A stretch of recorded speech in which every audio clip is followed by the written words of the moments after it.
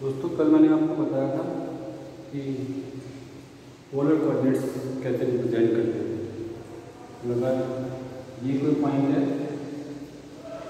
तो ये initial line, ये रेडियल फैक्टर और इसको कहते हैं कोण की डिस्टेंस अगर r है, ये एंगल अगर थीटा है तो polar coordinates of this point will be r theta या ये थीटा और ये लाइन मेरा ओ एक्स क्या होती है इनिशियल लाइन, ओ क्या होता है हमारा कोण। फिर आगे इसमें अगर हम बढ़ते हैं तो हम जैसे पढ़कर आए हैं कि अगर दो पॉइंट x1 y1 और x2 y2 अगर हमें दिए तो distance between these two points is given by under root r x2 - x1 square y2 - y1 square. तो आप अप्लाई करके दोनों पॉइंट्स के बीच की डिस्टेंस फाइंड कर लेते हैं। तो ऐसे ही अगर हमें पोलर कोऑर्डिनेट्स में distance between two points find करना है तो उसके लिए क्या फॉर्मूला अप्लाई करेंगे, क्या एक्सप्रेशन हम उसके लिए अप्लाई करेंगे, इसके बारे में आज हम डिस्कस करते हैं। उसके लिए दो पॉइंट्स की दो पोलर कोऑर्डिनेट्स के बीच की डिस्टेंस फाइंड करने के लिए आपको ज़रूरत पड़ती है कोसाइन फार्मूला। कोसाइन फार्मूला की आपको ज़रूरत पड़ती है और कोसाइन फार्मूला क्या होता है, that is the relation between angle and side. किसी भी ट्रायंगल की जो एंगल्स हैं और उनकी साइड्स के बीच में रिलेशन से हम कोसाइन फार्मूला डिफाइन करते हैं। जैसे अगर हमारा एंगल ए है और इसके सामने की साइड ए है, स्मॉल ए से मैंने रिप्रेजेंट की है, ये साइड जो है वो एंगल सी के सामने स्मॉल सी साइड है और एंगल बी के सामने की साइड जो है स्मॉल बी से रिप्रेजेंट की है। तो value of cos A will be B square plus C square minus A square upon 2bc। इससे जो है आप cos ए एंगल को रिलेट कर सकते हैं ट्रायंगल की side small A small B small C.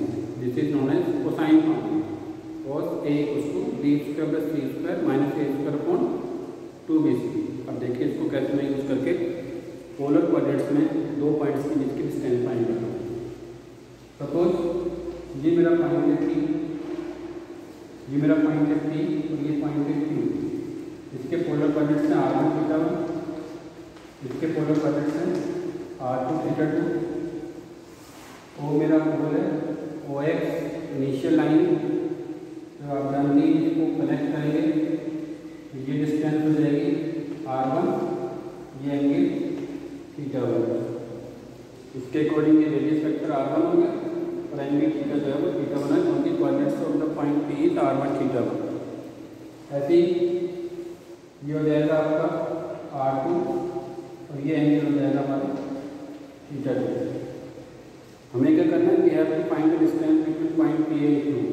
Suppose the distance PQ is small d, P और Q की जो डिस्टेंस है वो d है। तो ये जो एंगल है ये पूरा थीटा 2 एंगल है, ये थीटा 1 है। It means the angle P और Q will be theta 2 minus theta 1। ये एंगल जो हमारा कितना हो जाएगा थीटा 2 माइनस थीटा 1। अब हम क्या करेंगे, इस पर कोसाइन फार्मूला लगाएंगे। इस ट्रायंगल में हम क्या लगा रहे हैं, कोसाइन फार्मूला। तो कैसे अप्लाई करेंगे, cos थीटा 2 माइनस थीटा 1 ये हो गया, ये साइड r2 है, ये साइड r1 है, इक्वल होगा square of this one plus square of this one r2 square minus जो सामने की साइड होती है वो negative d square upon 2r1 r2।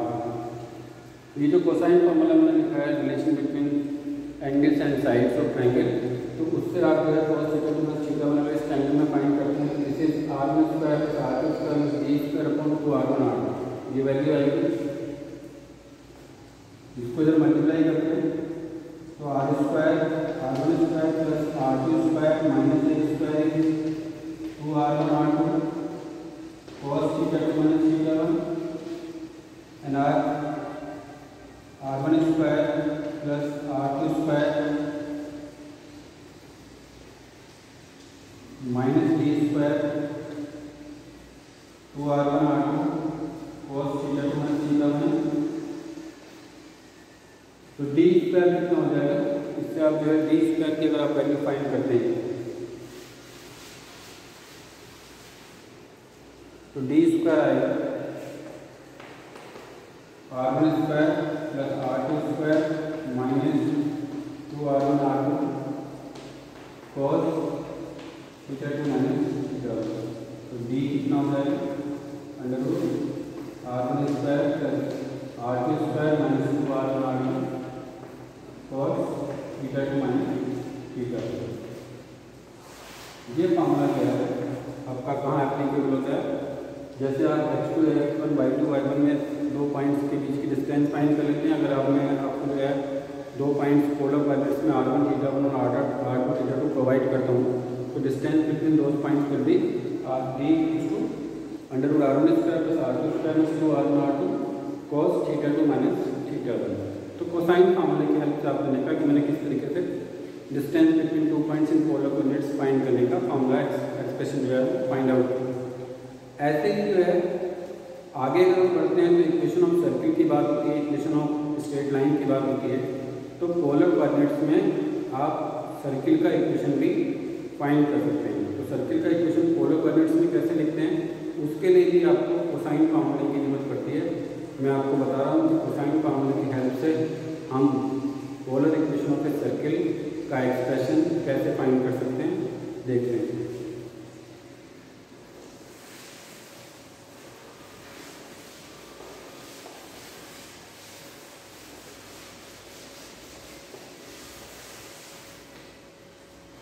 हम क्या फाइंड कर रहे हैं, पोलर इक्वेशन ऑफ सर्किल।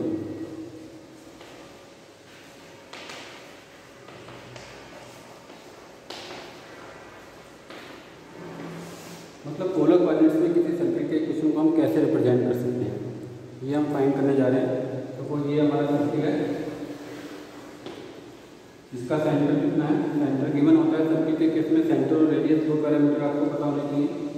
ये रेडियस है इसकी स्मॉल है और सेंटर ऑफ सर्किल जो है सपोज कितना है r1 थीटा 1। सेंटर सर्किल का सेंटर जो है r1 थीटा 1 और रेडियस ये है।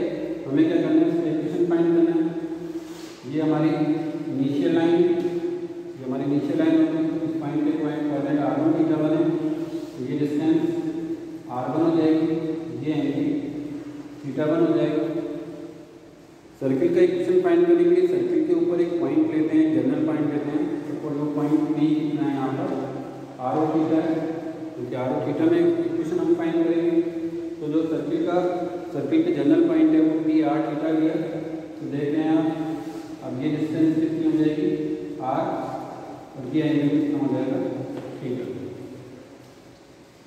फिर जो है अगर आप इस एंगल की बात करते हैं, एंगल P और C देखते हैं, तो ये कितना होता है थीटा माइनस थीटा 1। इस एंगल को देखेंगे तो इसमें से इसे माइनस करके एंगल आ जाएगा थीटा माइनस थीटा 1। अब आप फिर दोबारा क्या करते हैं, इसके अंदर कोसाइन फार्मूला अप्लाई करते हैं इस एंगल में। When we get cos theta minus theta 1, cos एक की तरह ही cos theta minus theta 1 find करेंगे। तो मैंने बताया कि ये लेते हैं आप, दोनों साइड का स्क्वायर हो गया प्लस इस साइड का स्क्वायर हो गया r square plus r1 square minus जो सामने साइड है इसका स्क्वायर माइनस कर देंगे, डिवाइड बाय 2r1। तो cosine formula cos a equals to b square plus c square a square upon 2bc, ये मैंने इसमें अप्लाई किया है। जैसे हमने पिछले में डिस्टेंस में फार्मूले में अप्लाई किया था, फिर वैसे ही इसको मल्टीप्लाई कर देते हैं। r square plus r1 square minus 2r1 cos theta minus theta 1 equal कितना आ जाएगा a square. This is the expression for the equation of this is the equation of circle in polar coordinates. जबकि पोल बाहर है, outside है, centre जो है वो r1 theta 1 है और रेडियस ऑफ द सर्किल कितनी है a। सपोज ये पोल हम सर्किल के ऊपर ही लेते हैं। अगर हमारा पोल जो है वो सर्किल के ऊपर ही है, mean if pole line on circle, pole circle पे लाई कर रहा है, तो आपका जो सर्किल का डायग्राम बनेगा ये सर्किल होगा। पोल यहाँ होगा इसी पॉइंट पर, ये सेंटर होगा r1 थीटा 1, ये रेडियस और ये हमारा क्या होगा इनिशियल लाइन के साथ ये थीटा 1 और ये r1। तो आप देख रहे हैं इस केस में R1 की वैल्यू और रेडियस ऑफ सर्किल की वैल्यू दोनों सेम हो जाएंगी। मतलब R1 और A सेम होगा, यानी अगर पोल सर्किल पे लाई करता है it means R1 is equal to radius of circle A। तो इसमें R1 को हम किस तरह प्लेस कर देंगे A से, तो ये हो जाएगा हमारा R square plus A square minus 2R A cos theta minus theta 1 equal to A square cancel कर देंगे तो R square equal to 2R A cos theta minus theta 1 और R इक्वल टू कितना हो जाएगा 2 cos थीटा माइनस थीटा 1। ये हमारा क्या होगा इक्वेशन ऑफ सर्किल होगा उस केस में जबकि पोल किस पे लाई कर रहा हो, सर्किल के ऊपर लाई कर रहा हो, पोल लाई कर रहा सर्किल। तो उस केस में सर्किल का इक्वेशन ये होगा, पोल आउटसाइड लाई कर रहा है तो सर्किल का इक्वेशन ये होगा। और डिस्टेंस बिटवीन 2 पॉइंट्स कैसे फाइंड करते हैं, इन सब के पीछे मैंने आपको बताया है कि इन सब के लिए आपको सिर्फ किसकी जरूरत है, कोसाइन फार्मूले की, और कोऑर्डिनेट सिस्टम आपको थोड़ा सा पता होना चाहिए। इस तरीके से आप वो पोलर कोऑर्डिनेट सिस्टम में आप इक्वेशन ऑफ सर्किल और डिस्टेंस बिटवीन 2 पॉइंट्स फाइंड कर सकते हैं। That's all, thank you.